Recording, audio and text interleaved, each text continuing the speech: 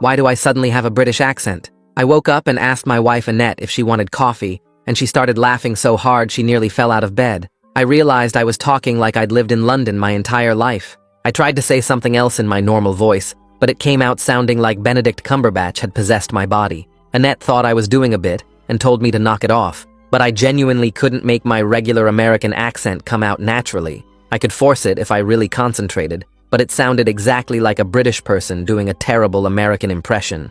Annette had to call my work and tell them I had laryngitis because I couldn't face explaining this to anyone. My doctor said it was probably foreign accent syndrome, which can happen after strokes or head trauma. He ordered an emergency MRI thinking I'd had a mini stroke in my sleep. But the scan came back completely normal, with no signs of any stroke or bleeding or tumors. Annette started getting frustrated when I had to call into work for the third day claiming I was sick. The neurologist suggested it might be psychogenic and sent me to a psychiatrist who specialized in conversion disorders. When the anti-anxiety medication didn't work after 6 weeks, Annette accused me of not taking it properly because she thought I was enjoying the attention. My friend Greg thought maybe I'd been hypnotized at the comedy show we'd gone to the week before. We called the venue, but they said the hypnotist never did anything with accents. Annette moved into the guest room saying she couldn't sleep next to someone who was committed to a lie. The speech pathologist wondered if I'd had childhood exposure to British English that was somehow resurfacing.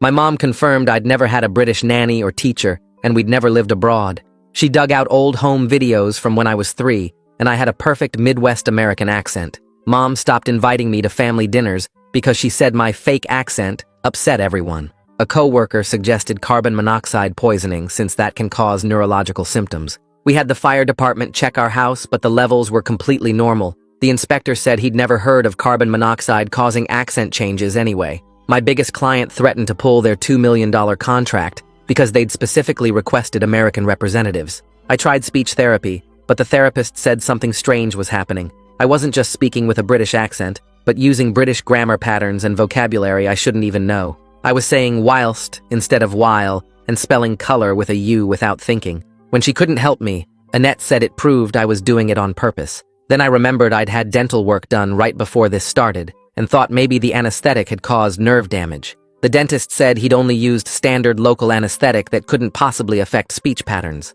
Annette found apartment listings on her laptop and didn't even try to hide them anymore. A researcher at Mayo Clinic thought it might be a rare autoimmune condition affecting the brain. They ran dozens of blood tests looking for antibodies that might attack speech centers. Every test came back negative. I got fired the day we lost the $2 million account, and Annette said she couldn't be married to someone who refused to stop lying even when it cost them everything. My sister found an article about people developing accents after severe allergic reactions. I got tested for every possible allergy, but came back negative for all of them. The allergist said, food allergies don't work that way anyway. Annette filed for separation, saying she needed to be with someone she could trust. We tried everything from acupuncture to checking for Lyme disease to brain parasites. One doctor even suggested multiple personality disorder with a British alter ego, but the psychological evaluation ruled that out. Every theory fell apart, and I'd lost my job and my wife, and still sounded like I'd grown up in Southeast London. The speech pathologist who'd been studying my case called 6 months later, saying she'd found something in old medical journals from the 1960s. She'd discovered 3 other cases exactly like mine with American patients who suddenly developed British accents with no medical cause. She'd tracked down one of the doctors. We drove 3 hours to meet him, and he was 92 years old, but his mind was sharp. When I spoke, he grabbed my wrist and stared at me like he was seeing a ghost. He asked me to say, schedule, and when I pronounced it the British way, he started shaking his head, muttering, not another one. The speech pathologist asked him what he meant, and he looked around like someone might be listening before pulling out an old notebook from his bedside drawer. He flipped through yellowed pages until he found what he was looking for and turned the notebook toward me to show me 4 words that he said would finally explain everything. The 4 words stared back at me in faded blue ink. Functional Neurological Disorder Syndrome. The old doctor's fingers shook as he pointed to each word slowly. He pulled out another yellowed page covered in cramped handwriting from decades ago. The speech pathologist leaned over my shoulder to see better, while the doctor started explaining what those words meant back in the 60s. He said the brain could create real physical symptoms without any actual damage to the structure. The pathologist grabbed her notebook and started writing down everything he said. The doctor turned more pages, showing case notes from 3 different patients he'd treated. Each one had developed a British accent out of nowhere, just like me. He traced his finger along the notes, pointing out how all three had been under extreme stress before it started. One patient had just lost his business and was facing bankruptcy. Another had gone through a messy divorce while dealing with her mother's death. The third had been working 80-hour weeks trying to save his failing marriage. The doctor said their brains had somehow grabbed onto British English as a way to escape the pressure. The speech pathologist asked him to explain the pattern he'd mentioned earlier. He flipped to a chart he'd made tracking each patient's progress over months and years. 2 of the patients never got their American accents back no matter what treatments they tried. The third one improved slightly after 3 years, but only when he stopped fighting against it. My stomach felt heavy as I stared at those charts showing years of unchanged British accents. The doctor looked directly at me and said the ones who fought hardest against it seemed to get stuck deeper. We sat there for another hour going through his old notes, while he explained every detail he remembered. The speech pathologist took photos of every page with her phone for later study. When we finally left, the doctor grabbed my arm and wished me better luck than his patients had. The drive back felt longer with this new information weighing on me. The speech pathologist kept glancing at me while she drove, but didn't say much at first. About halfway home, she started explaining that FND was now recognized as a real neurological condition. She said doctors understand it better now than they did in the 60s. The brain's software could have problems even when the hardware looked perfectly fine on scans. She compared it to my brain downloading a British language pack and deleting the American one during stress. The explanation made sense, but also scared me because it meant this was really happening. Over the next few days, I couldn't stop thinking about those 3 patients from the 60s. I kept wondering if I'd be stuck like this for years like they were. The speech pathologist called to check on me and could hear the worry in my voice. She said she'd been researching FND all night and found someone who might help. A specialist named Geeta Graham studied linguistic features in neurological conditions at the university. The pathologist had already called her and explained my case. Geeta wanted to meet me as soon as possible to document everything properly. I agreed immediately because I needed someone who wouldn't think I was faking this. 3 days later, Geeta showed up at my apartment with 2 large cases of recording equipment. She set up microphones and cameras in my living room like she was building a studio. For the next 3 hours, she had me read different passages and say specific words. She recorded me saying the same sentences over and over from different angles. She made notes about how I dropped R sounds at the end of words. She measured the exact shape my mouth made when I said different vowels. She timed the rhythm of my speech down to fractions of seconds. She had me say neighborhood names from London I'd never heard of before. When I pronounced them perfectly, she got excited and made more notes. She confirmed my accent was specifically from Southeast London, not just generic British. She could even narrow it down to particular neighborhoods based on certain sounds I made. The scientific approach made me feel less crazy than I had in months. Someone was finally treating this like a real medical condition instead of accusing me of lying. After all the recording, Geeta sat down to explain what she'd found. She said my brain wasn't just mimicking British sounds, but had somehow absorbed entire language patterns. The grammar structures and vocabulary choices matched native Southeast London speakers perfectly. She asked if I'd had any exposure to British English before this started. We spent the next 2 days going through my entire life looking for connections. I remembered listening to BBC podcasts during my commute for the past 5 years. I'd also watched British shows on streaming services when I couldn't sleep. Geeta got excited and said my brain had been storing all that data without me realizing it. When the extreme stress hit, my brain activated all that stored British English at once. She explained it like my mind had a backup language system that took over when the main one crashed. The theory made more sense than anything else doctors had suggested so far. Geeta said she knew someone who could help me work with this instead of against it. She gave me the number for Francine Lyle, who specialized in treating FND cases. Francine used special techniques that combined speech exercises with trauma processing. I called her that afternoon, and she could fit me in the next week. When I met Francine, she immediately explained that fighting the accent would only make it stronger. She compared it to quicksand, where struggling makes you sink deeper. She said I needed to work with my brain instead of battling against it constantly. The approach was completely different from all the speech therapy I'd tried before. During our 3rd session, I asked if Annette could come to have Francine explain everything. I called Annette that night, but she refused to come to any sessions. She said she was tired of enabling what she called my delusion. The rejection hurt worse than when she'd moved out months ago. It meant she would never believe this was real, no matter what proof I showed her. I realized then that our marriage probably wouldn't survive this. My savings were running out fast without my job, and I needed to do something.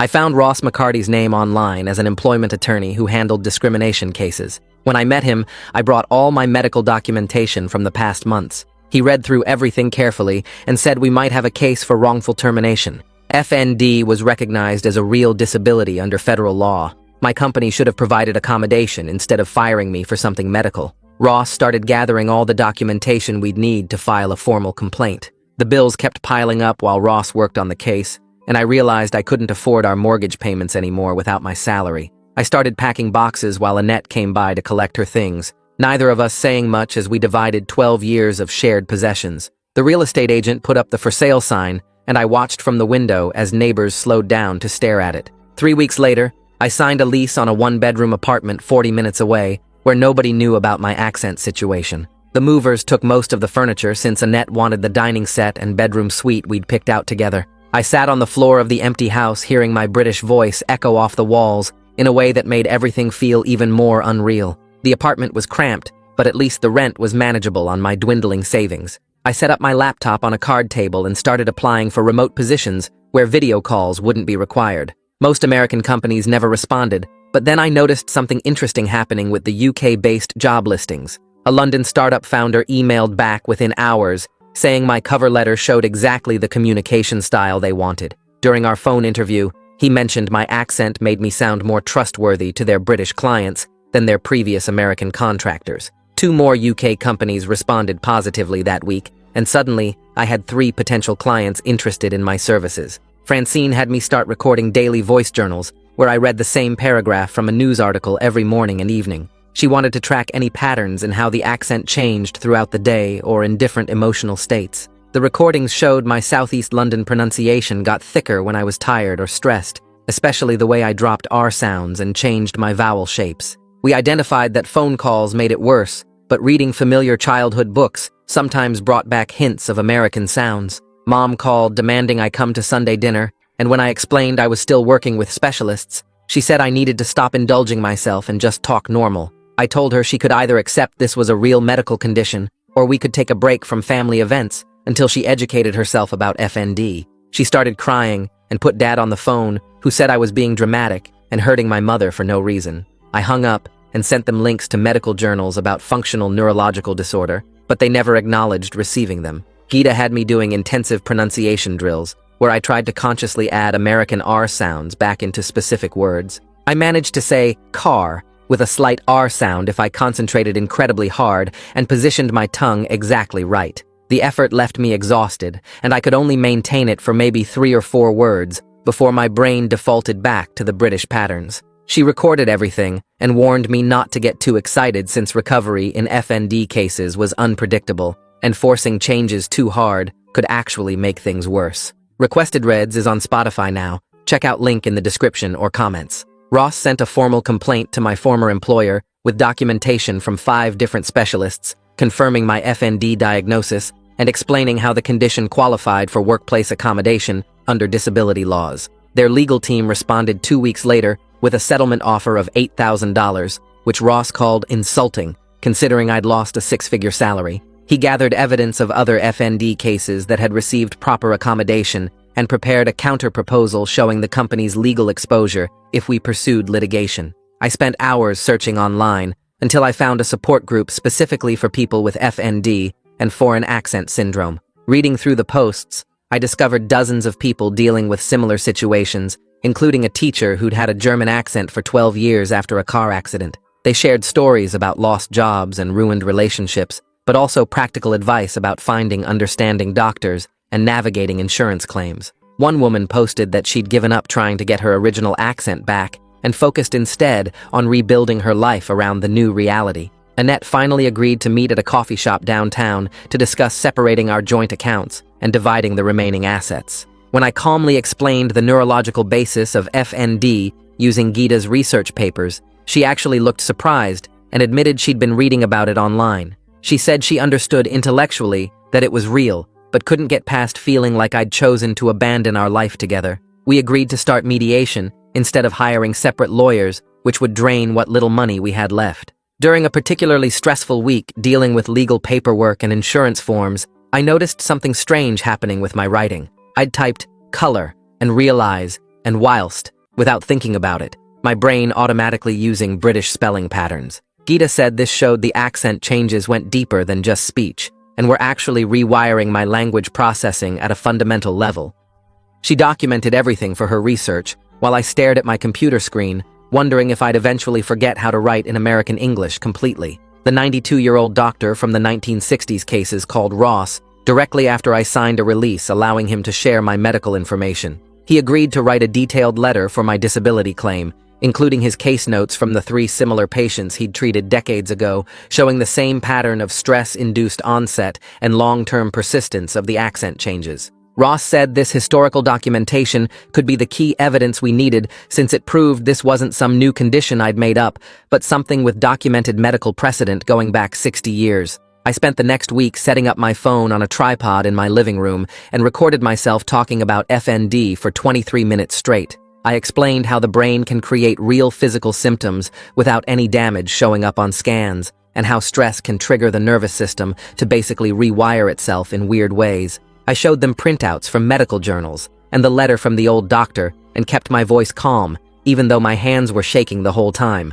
I uploaded it to YouTube as unlisted and sent the link to Mom and Dad and my sister and all the cousins who'd been whispering about me faking it for attention. My sister called me 3 hours later and I could hear her crying before she even said anything. She kept saying she was sorry and that she didn't know conditions like this could be real without brain damage showing up on tests. Mom watched it, but didn't call for 2 days, and when she finally did, she just said, maybe we could try Sunday dinner again, but I'd have to understand if people still had questions.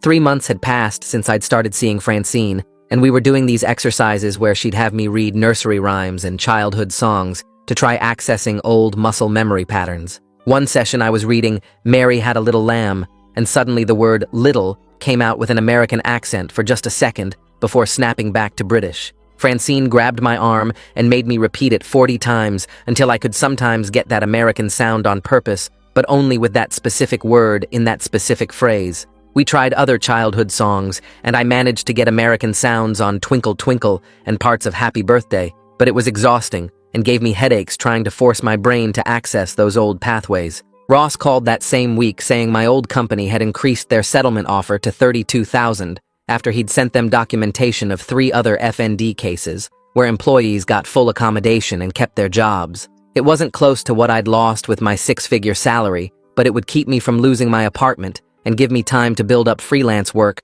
without panicking about rent every month. Ross said we could fight for more, but it would take years in court, and there was no guarantee we'd win since FND was still so misunderstood by most people. I signed the settlement papers in his office, while he explained they'd also agreed to a neutral reference that wouldn't mention the accent situation at all. 2 weeks later, I showed up at Mom's house for Sunday dinner, even though she hadn't actually invited me, and walked into the dining room where everyone went quiet when they heard my British accent. I pulled out Gita's research papers and calmly explained FND while passing around the medical documentation and keeping my voice steady, even though Uncle Frank was rolling his eyes. My 7-year-old nephew broke the silence by asking if I was like Harry Potter now, and could I do magic too, which made everyone laugh nervously. Some relatives whispered to each other, and Aunt Carol kept staring at me like I was contagious. But my cousin Beth actually asked real questions about how it happened, and seemed genuinely interested in understanding. Annette had agreed to meet with Francine privately to learn about FND, and when she came out after 90 minutes, her face was pale, and she looked like she'd been crying. She found me in the waiting room and sat down without looking at me, and said she finally believed it was real, but that didn't change anything about us. She said watching someone's entire personality shift overnight, even from a medical condition, was too much, and she couldn't stay married to someone who felt like a stranger, even if it wasn't my fault. I told her I understood, and we both sat there crying in that beige waiting room, while other patients pretended not to notice. The UK startup I'd been doing trial work for sent me an email offering a permanent remote position with benefits after my 3-month trial ended. They said on our next video call that I was their secret weapon for British clients who trusted me immediately because of my accent, and one guy joked that I sounded more British than half their London office. The salary was less than my old job, but having steady income again with health insurance felt like getting a huge piece of my life back. Gita had been studying my writing patterns and discovered I was unconsciously switching between American and British grammar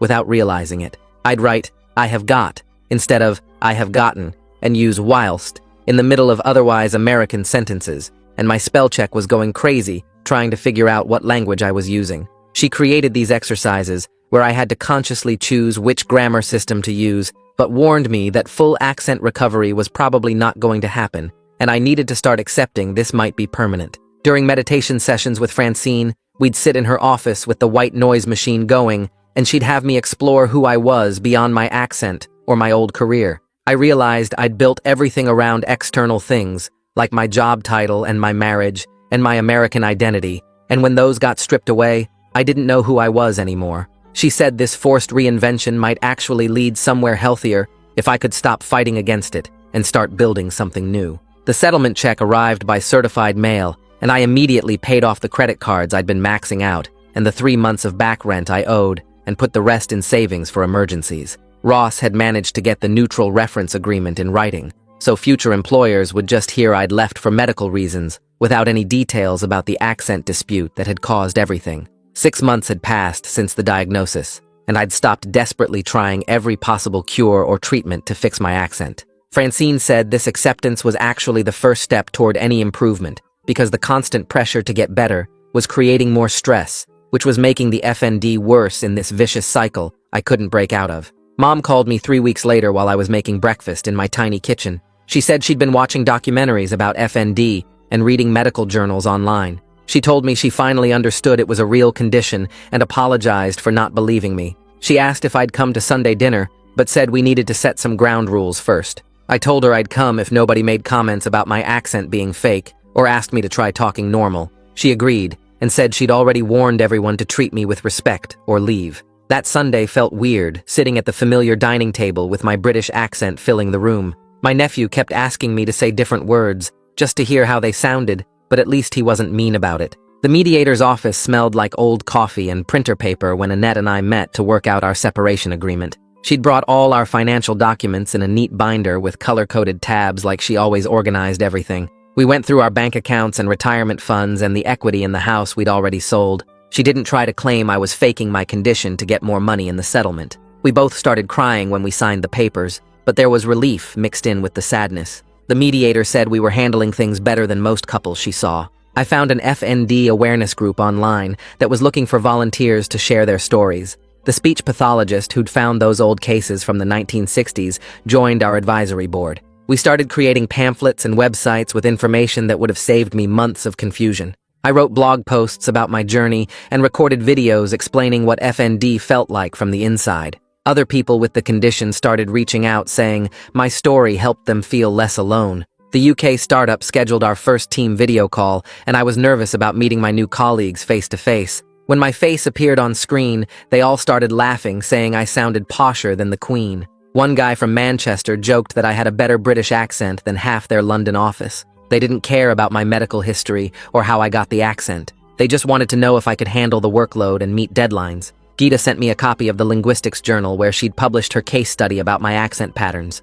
She'd kept me anonymous but included all the data about my grammar switching and vocabulary changes. She said my case was helping researchers understand how the brain processes different language systems. Reading about myself in clinical terms felt strange, but at least something useful came from all this mess. The moving truck barely fit down the narrow street to my new apartment building. It was smaller than my last place, but in a better neighborhood where I could walk to the grocery store and coffee shops. The British accent didn't sound so weird, echoing off these walls, that had never heard my American voice. I hung pictures and arranged furniture, trying to make this tiny space feel like home. Dad called while I was unpacking boxes in my new kitchen. He cleared his throat a bunch of times before finally apologizing for taking Mom's side. He said he'd thought I was having some kind of breakdown, but could see now that I was stable and working. He asked if we could start over slowly, maybe with coffee once a month. I said yes, but warned him my accent wasn't going away. During my session with Francine, she pointed out something I hadn't noticed myself. I'd stopped apologizing for my accent every time I talked to someone new.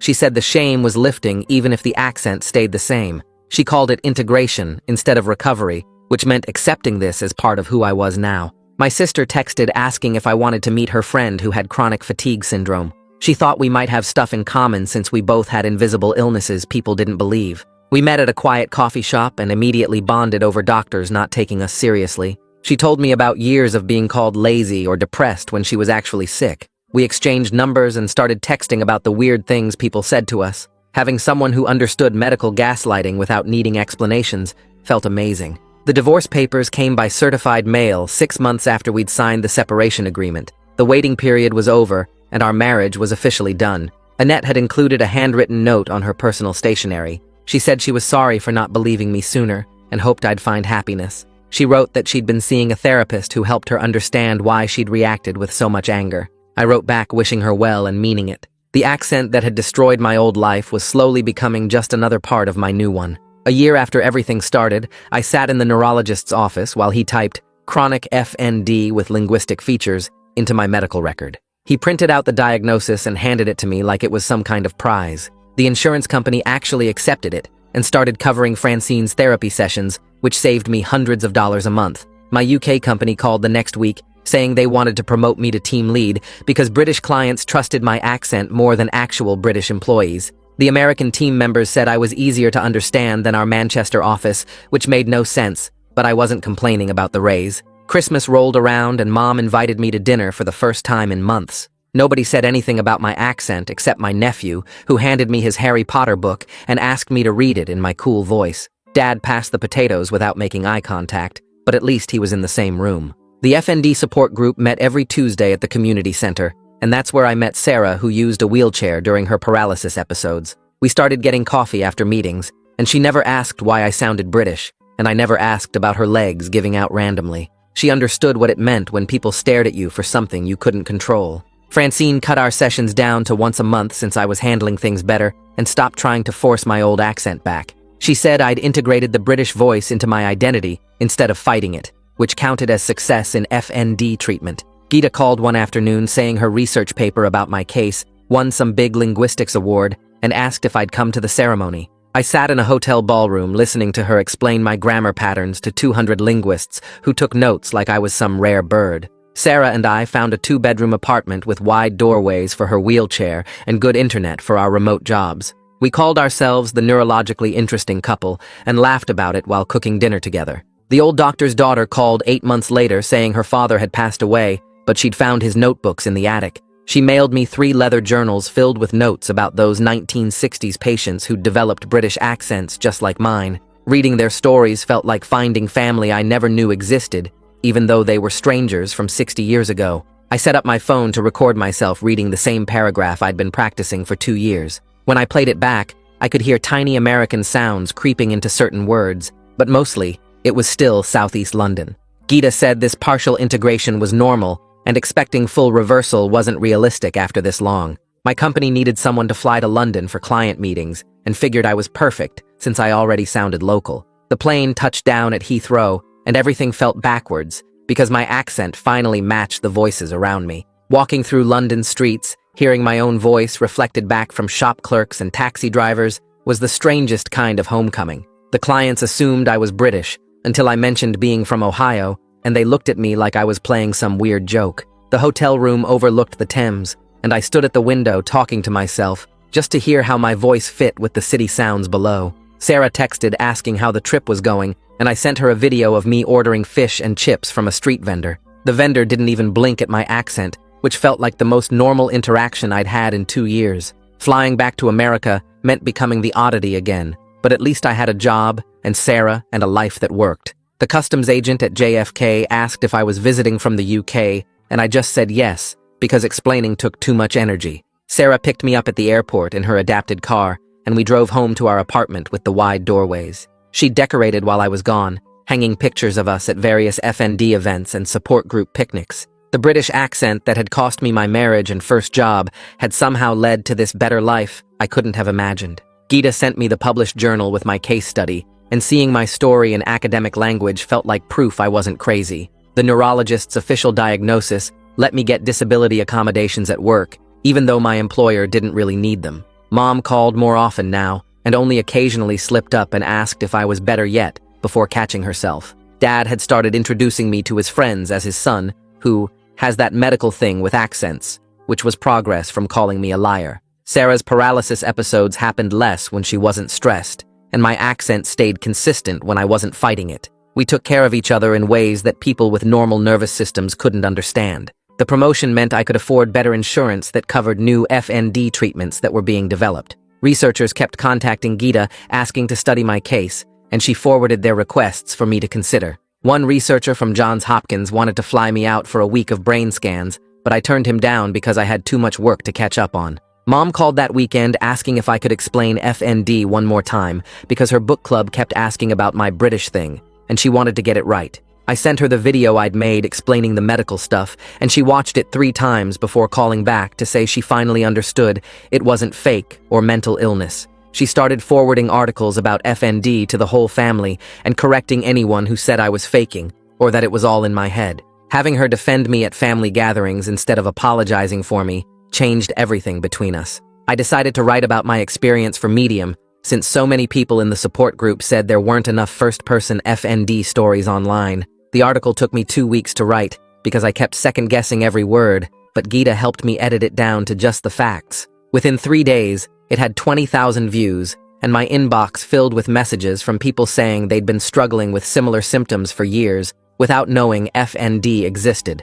One woman in Canada said my article gave her the courage to push for proper testing after 5 doctors dismissed her German accent as attention-seeking. Another guy from Texas said he showed it to his wife, who finally stopped accusing him of faking his sudden Scottish accent. The comments section turned into its own support group, with people sharing resources and doctor recommendations. During a big presentation to our London clients, I caught myself halfway through realizing I hadn't worried about my accent once that morning. The words just flowed out in my Southeast London voice while I clicked through slides about quarterly projections. My co-workers didn't even mention it anymore, and new hires assumed I'd transferred from the UK office. The constant mental energy I'd spent fighting my own voice for 2 years had finally stopped draining me. Sarah and I had been together 18 months when she suggested we go to the FND support group meeting where we'd first met to celebrate our anniversary. Everyone there remembered us from those early days when we were both struggling to accept our conditions. Halfway through the meeting, Sarah stood up and announced we had something to share,